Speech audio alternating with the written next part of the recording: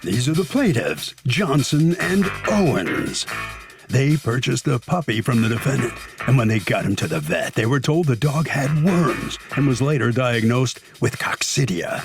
They had to deal with the puppy's ailments for a month. The vet bills total $1,030.56, and the defendant refuses to reimburse them. That's why they're suing.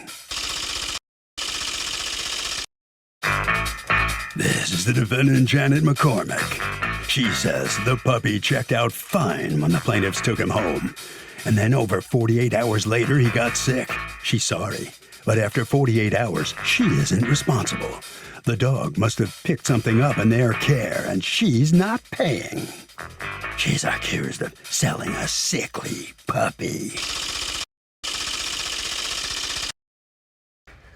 All parties, please raise your right hands. Welcome back to the People's Court. Next case on the docket. The plaintiffs bought a puppy from the defendant and says the dog was very, very ill and they want their money back. But the defendant says that the puppy checked out fine when she sold it to the plaintiffs and then got sick in their care. So how's that her problem? It's the case of one sick puppy. Thank you, Douglas. You're welcome. All right. Johnson and Owens, you are suing Janet McCormick for $1,030.56 in vet bills that you accrued when she sold you a puppy that almost died. Who wants to tell me what happened? I can start. Okay. So back in June, we started looking for a puppy. We were in contact with Miss McCormick, and we found the puppy through a groomer that we have. They had posted her puppy for sale on their Facebook page. What kind of puppy? So that's how we ended up. It's a Yorkie. So we were in contact with her. She said the puppy was good, was for sale. We agreed to meet on June 17th. She said that she was taking him to her vet for the last round of shots. So I went down, I met her at the vet. We talked. She told me that he was one of 5 from that litter, and he was the only one that survived. But, I didn't think anything of it. You didn't? That would be my first question. What'd the rest of them die of? Like, you didn't ask about what happened? Yeah, I did. She told her that the day of purchase. So when she was down there and I wasn't there. Okay, so she hold didn't on. tell me until later. Okay, so hold on. Who does the purchase, Owens or Johnson? Owens. Okay, and what happens? Yeah, so I asked her, what happened. She said that they were out of town when the puppies came. Oh. And so when they got back home, they were able to save him. Oh, wow. And so, did you not know your puppy? Are you a breeder, Ms. Yes, McCormick? ma'am. So why'd you go out of town and not leave somebody with a pregnant puppy? Well, she was not due at the day I left town. I went to pick up another Yorkie. I had bought another Yorkie, and I was gone to pick up another Yorkie. And there was no one taking care of the dog, the pregnant dog? There was nobody. She was acting fine when I left home that day. I had her inside the nursery that I have for them. How long were you out of town? Just a couple of hours. It wasn't gone very long at all. All right, and all of the puppies died except for this one? Yes, ma'am, because my brother had opened the door and let her out of the nursery, and she started having them in my bedroom and all over the house, and that's what had happened. Meaning that the puppies just starved in their places because you didn't know where they were, or what do you mean? She had forgot where she had the puppies, I guess. Okay. So you buy the puppy when the puppy's how many weeks old? 10. Okay. And what happens? So we got him that morning. I met her, picked him up. That afternoon, we took him to our vet. Our vet said that he had a worm, but wasn't, anything major. And then Well, he was very lethargic because he had just took his shots before that. And so he wasn't playing with the doctor or anything. It was like he was just sitting there. And then I came in and then he actually started, playing and everything. And the doctor was like, oh, this is the most he's set up. since I've been here, since he's been here. And then, so like I said, they checked his stool, but they didn't have a lot of stool that for the sample. And so he said it was a worm in it, but we would recheck it on that next Friday. So we went on and did an appointment for him to go back because he just didn't have enough stool. And so before we even made it back on that Friday, he was sick then. And what'd you do? How was the dog behaving that led you to believe it was sick? So because I took him. So when I came home, and hindsight is always 20/20. That morning, he was laying down, and I actually sent a picture to Miss Owen, and I was like, he must have had a long night because he was laying everywhere. And then, so I went on to work, and when I came back from work, the most horrid smell reached me at the door before I even could really open the door. And I said, oh my God, what's going on? It smells like something is dead in here. And so when I got over to where he was, it was a lot of poop everywhere. And he was just very puny. His eyes would barely even open. And so, of course, that's when I got him, and I'm saying, Kai, Kai, Kai, wake up, Kai, are you okay, Kai? And that's when I called the vet right then, in a panic basically, and they said, yes, bring him on in. So I rushed him there right then. When I got him there, they ran, a lot of tests on him, and they tried to get another poop sample. Of course, no poop there as well. And so, once they ran the test, they did say, well, his sugar is low. And, it seems like it was his sugar. What else I told you? When do they test and find the coccidia? So 23rd. So that would been that following day. So what happened actually that following day? I had to go to work again, but I had already set up work with is them. pesky like that. Yes, definitely. But for him to stay the day with them so that they can monitor him. Okay. So they were monitoring then. They gave him an antibiotic. They changed. But so when do they discover? When does the test come back positive for coccidia? When does that happen? It would have been that following day. Is that when they perform the test? Do they get the results right away, or is it that it takes a while to get the results? I don't know. They get it right away, but what it was on the 23rd, he was there with them the whole day. But they were supposed to recheck it, but like I said, he didn't have any stool there. So as soon as I got him back home, he had a blowout, and I sent pictures of that. Yeah, he had a blowout. And so I called them and I was like, did you all check the poop today? I said, because I have a lot here, and then they were like, we weren't able to. And then I said, well, hey, can I bring some poop to you? Oh, my Lord. I put the poop in the cup, and me and him went back to the vet, and then they checked it, and it tested positive for the coccidia. All right. Now, at this point, Ms. Owens, you call Ms. McCormick, correct? We were together. We were together. But who does the talking? Okay, talk to me and tell me how that went down. What happened there? So I called her, told her, the problems that we were having and everything. And she was saying, well, he wasn't sick when you got him. And we have another Yorkie who's 1 year old. Her name is Skylar. So we told her, hey, Skylar isn't sick. Skylar has never been sick. Okay, I have a question. Did Skylar get tested by your vet? She did. Okay, yes. and Skylar was negative. Yes. All right, so go on. Skylar was never sick. So I told her that. And then on in the conversation, that's when she said that she had bought a puppy right before she sold us Kai. And that puppy was sick, and that puppy had coccidia. And So she tells you that? said, Yes. And she said once she found out, she separated them. But of course, by that time, It's too late. it was too late. All right. And So you end up, in order to get the puppy well, you end up spending $1,030.56 in vet bills. And how is the puppy doing? He's great. Is he there? Is he there with you? So, Yes. Can I see him? yes, ma'am. Yes. He's sleeping now, but we'll get wake him up. Right. Oh, yes. So this is Kai. So cute. Say hi, Kai.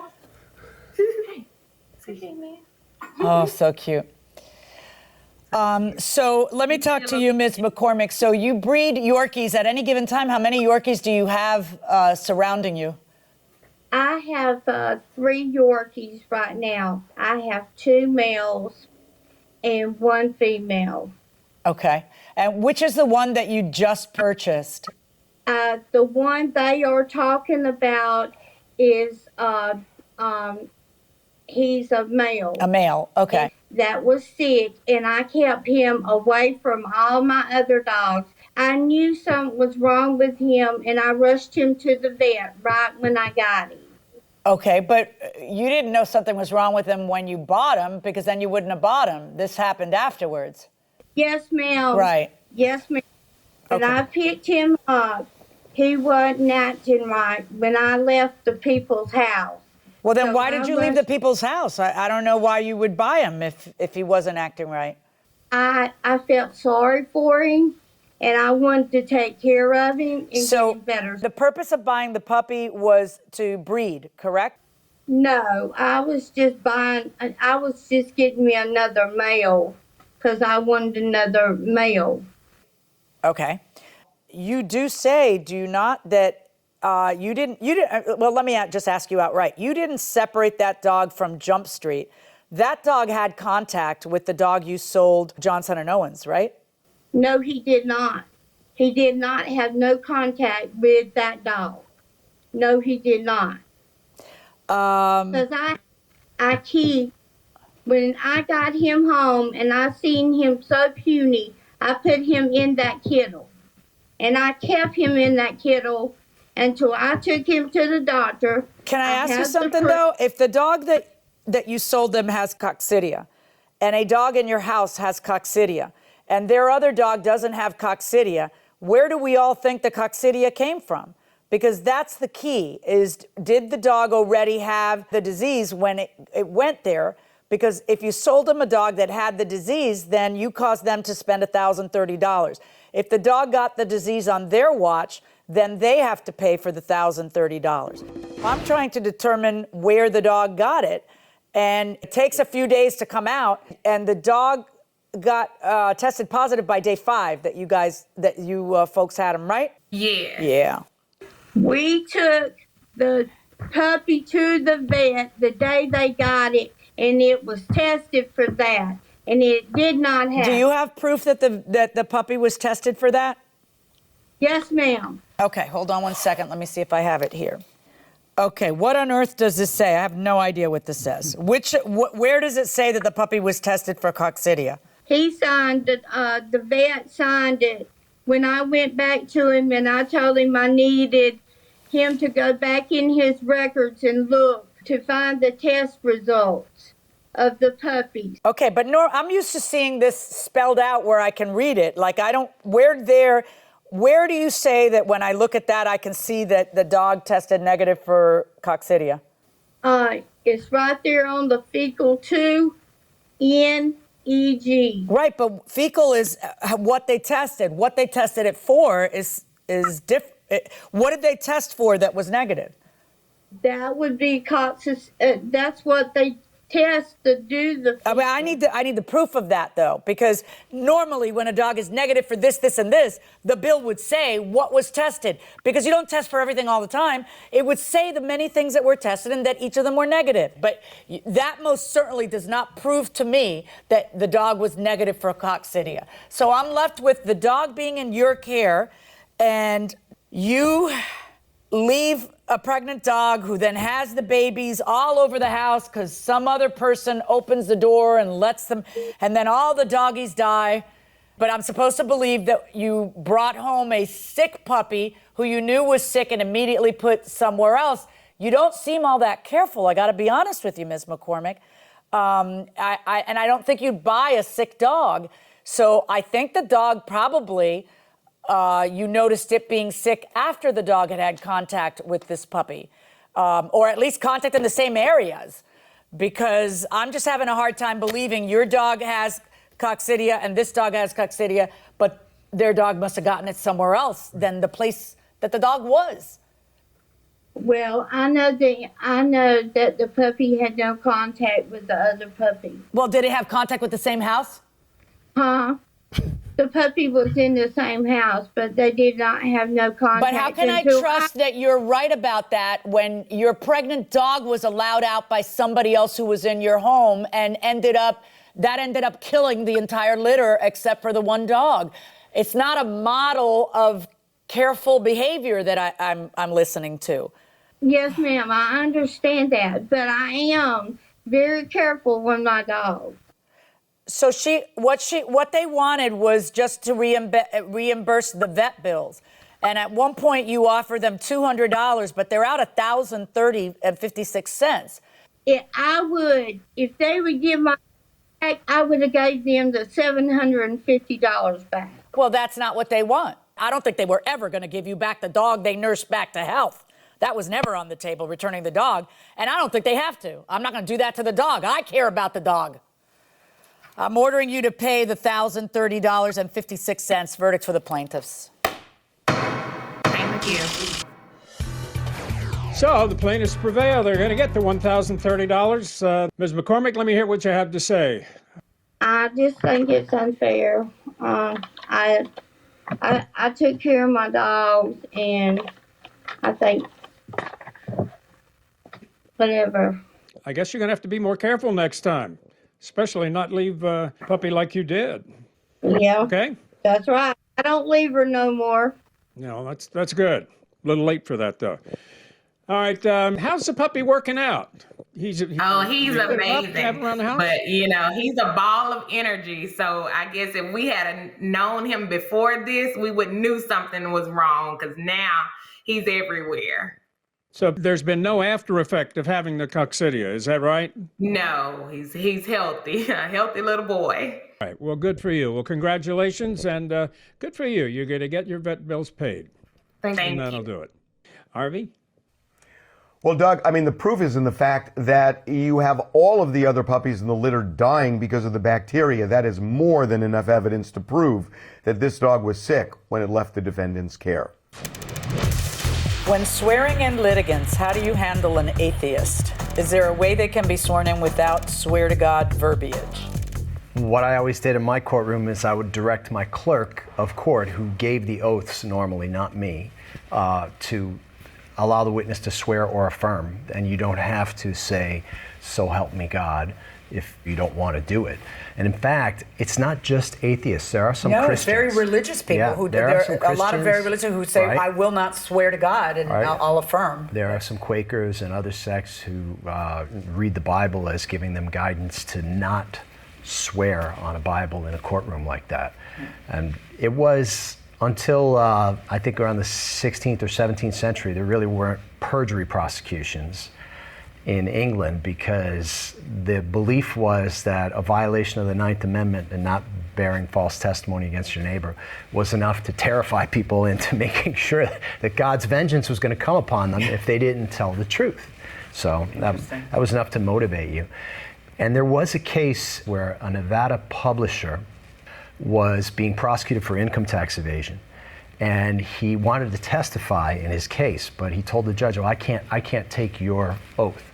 And the judge said, "Well, what do you propose?" And he said, "I want to say, I affirm to speak with fully integrated honesty, only fully integrated honesty, and complete fully integrated honesty." And the judge said, "That's nice, you're not testifying." You wouldn't let him testify. And then it got reversed on appeal by the Ninth Circuit. And they said, "Yeah, that's adequate." Interesting.